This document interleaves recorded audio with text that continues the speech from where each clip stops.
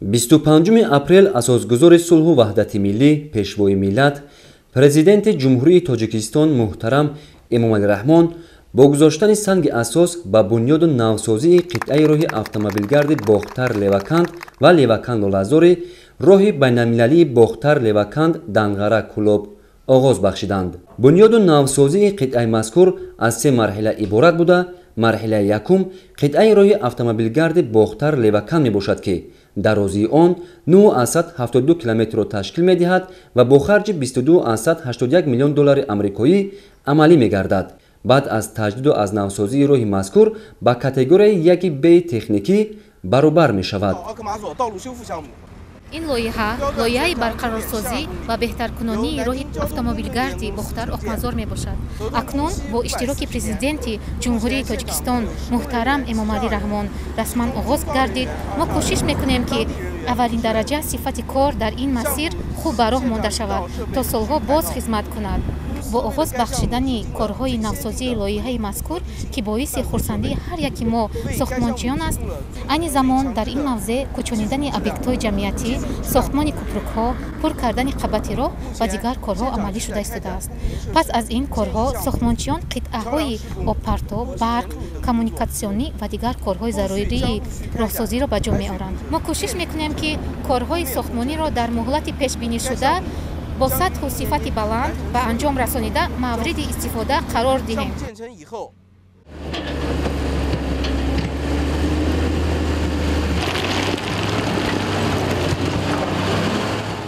бунёду навсозии марҳилаи дуюми қитъаи роҳи мошингарди леваканд-лолазор аст ки ба дарозии 30-128 километр ва бо харҷи зиёда аз 19-162 миллион доллари амрикоӣ татбиқ мегардад. пас аз таҷдиду навсозӣ ин роҳ ба категорияи сеюми техникӣ мутобиқ карда мешавад. айни ҳол бошад мо дар километри 23 марҳилаи дуи сохтмонӣ қарор дорем ки дар минтақа корҳои тахтуҳамворкунӣ қабат ва қабати қитъаҳои сохтмони роҳ рафта истодааст ва кандани кӯҳҳои канориро барои васеъкунии роҳи мошингард ва кандани кӯҳҳои сангин ки дида истодаем. айни ҳол ҳамин намуди корҳо дар иншоот пеш рафта истодааст.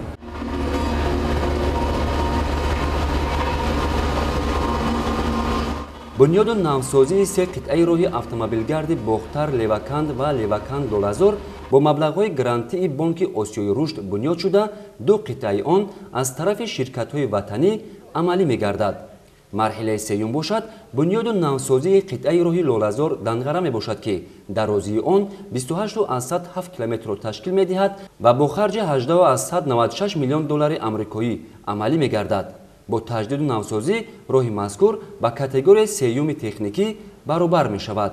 фармоишгари лоиҳа ин вазорати нақлиёти ҷумҳурии тоҷикистон мебошад.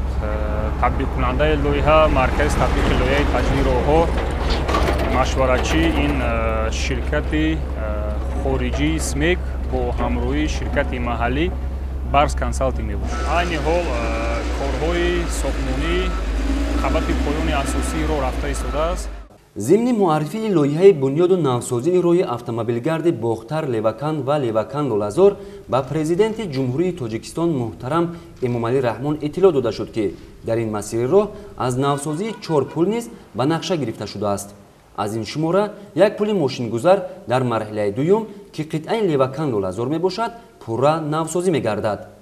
ҳамзамон дар марҳилаи дуюми татбиқи лоиҳаи мазкур 28 адад қубурҳои обгузар, 3 адад истгоҳи нақлиёт, насби стунпояҳо барои чарғонкунӣ ба масофаи зиёда аз 66 километр ва гузоштани аломатҳои роҳ ба нақша гирифта шудааст. дар доираи амалишавии навсозии роҳи автомобилгарди қитъаи бохтар-леваканд сохтмони 2 адад гузаргоҳи рӯизаминӣ, 5 адад такядевор бо дарозии умумии 554 метр, 5 адад қубури обгузар, 25 адад истгоҳи нақлиёт, васлу насби новаҳои оҳану бетонӣ бо дарозии умумии 14,74 километр, чарғонкунонии беруна ба масофаи 20,50 километр, инчунин насби аломатҳои роҳ ва бунёди дигар иншооти зарурӣ пешбинӣ гардидааст.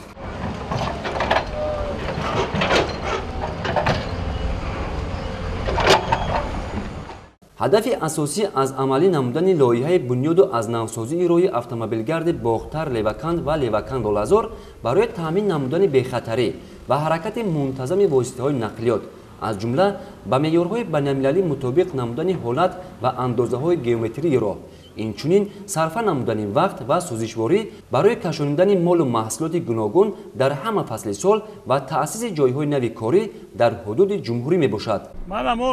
ронандагон аз навсозии роҳи Данғара Бохтар бениҳоят хурсанд шудем, чунки рӯз то рӯз тамоми роҳҳои автомобилгари ҷумҳурии Тоҷикистон аз он ҷумла роҳи мо ҳам аз навсозӣ карда шуда барқарор мегардад. Барои мо ронандагон албатта ин як тӯҳфаи ҳукумати ҷумҳурии Тоҷикистон аст. Албатта раҳмат ба давлат ва ҳукумати ҷумҳурии Тоҷикистон ки роҳҳо рӯз то рӯз аз нав шудестон, обод шудестон ва ин барои манфиати ҳар як ронанда, чунки аз ҷиҳати сӯзишворӣ ва қисмҳои эҳтиётӣ сарфа мешавад. Ҳама ин ободиву пешравиҳо аз тинҷиву амониву ваҳдату якдигарфаҳмии мардуми Тоҷикистон мебошад. дар иншоти таҷдиди аз навсозии роҳи шаҳри Леваканд Оқмазор зиёда аз 80 техникаҳои нави замонавӣ сафарбар карда шудааст, ки барои пешбурди корҳои сохтмонӣ монеагӣ надоранд ва дар иншоот бошад зиёда аз 30 нафар муҳандисони пуртаҷрибаи корӣ сафарбар карда шудааст ва коргарони маҳаллӣ бошад зиёда аз 40 нафар кор карда истодаанд ва дар муҳлати муайяншуда корҳои дар зиммаи мутахассисони ба зимма дошта сари вақт ба анҷом мерасонанд. фармоишгари лоиҳа Вазорати нақлиёти ҷумҳурии Тоҷикистон ва ҳамоҳангсозии он маркази татбиқи лоиҳаҳои таҷдиди роҳҳо буда, паймонкори асосӣ ширкати чинии Nanjing Communication Engineering Ltd ко мебошад. пешвои миллат муҳтарам Эмомалӣ Раҳмон аснои шиносоӣ бо лоиҳаи бунёду навсозии роҳи автомобилгарди Бохтар Леваканд ва Леваканд Олазор ба масъулон дастур доданд, ки роҳи мазкур дар асоси стандартҳои байналмилалӣ таҷдиду навсозӣ карда шавад, то ки солҳои тӯлонӣ ба мардум хизмат намояд. мо ронандагон хеле хурсандем, ки бо дастгирии асосгузори сулҳу ваҳдат пешвои муаззами миллат ҷаноби олӣ муҳтарам Эмомалӣ Раҳмон раи Бохтар Данғара сохтмонаш оғоз гардид. ин барои мо хеле боиси хурсандӣ аст. тавре ки мо тариқи оинаи нигӯн мебинем, Тоҷикистон рӯз то рӯз ободу зебо шуда истодааст. аз ҷумла роҳҳо, нақбҳо сохта шуданд, ки барои мо ронандагон хеле ин муҳим ва зарур аст. ҳоло корҳои бунёду навсозӣ дар қитъаи алоҳидаи роҳ, аз ҷумла дар қитъаи роҳи автомобилгарди Бохтар Леваканд оғоз гардида, тибқи нақша бо маром ҷараён дорад. дар рафти корҳои сохтмонӣ дар амалишавии лоиҳаи мазкур 130 нафар коргарону мутахассисон, аз ҷумла 20 нафар коргарони хориҷӣ ба кор ҷалб гардида, бо истифода аз техника ва механизми муосири роҳсозӣ корро пеш мебаранд. мо ҷавонон пеш аз ҳама шукронаи тинҷиву оромии истиқлолияти давлатии ҷумҳурии Тоҷикистони азизамонро мекунем. дар бунёду аз навсозии шоҳроҳҳои ватании азизамон кору фаъолият карда истодаем. ҳамаи ин ободиву созандагиҳо аз дастгириҳои давлат ва ҳукумати мамлакатамон вобаста дорад. мо кӯшиш менамоем, ки сатҳу сифати корҳои сохтмониро дар ин масир хуб ба анҷом расонем.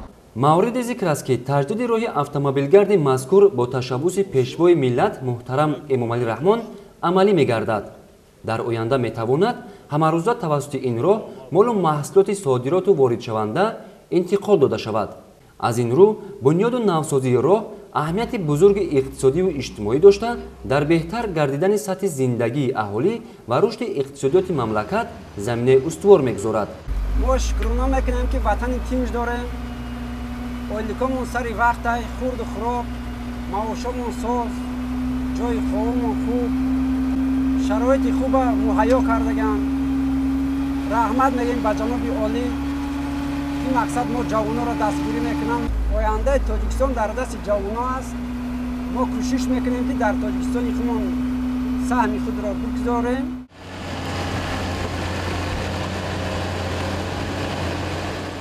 сиёсати роҳсозии роҳбарияти олии сиёсии мамлакат марҳила ба марҳила самар меорад ва дар ин самт қадамҳои устувор гузошта шудааст. ҷараёни корҳои сохтмонӣ дар ин қитъаи роҳ пайваста таҳти назорати роҳбарияти давлату ҳукумати ҷумҳурии тоҷикистон қарор дорад, чун ин қитъаи роҳ ки ҷузъи асосии барқарорсозӣ ва беҳтаркунии роҳи автомобилгарди Бохтар-Данғара, қитъаҳои Бохтар-Леваканд ва Левакан-Лолазор ба ҳисоб меравад, бо таҷдиду навсозии он рафту омади доимии сокинон дар тамоми фасли сол таъмин гардида, интиқоли молу маҳсулот таъмин хоҳад шуд. ҳар як иқдоми созандаи сарвари давлат муҳтарам Эмомалӣ Раҳмон дар самти бунёду азнавсозии роҳ қадамҳои устувор барои ба як кишвари воҳид табдил додани Тоҷикистони соҳибистиқлол мебошад. дар асоси ҳамин лоиҳа таҷдиди роҳи байналмилалии Душанбе, Бохтар, Леваканд, Данғара, Кӯлоб, Хоруғ, Кулма амалӣ мегардад. баъди шиносоӣ бо рафти корҳо, сарвари давлат муҳтарам Эмомалӣ Раҳмон барои оғози татбиқи лоиҳаи таҷдиди шоҳроҳи Данғара Гулистон, Кӯлоб ва Данғара Гулистон Фархор супориш доданд.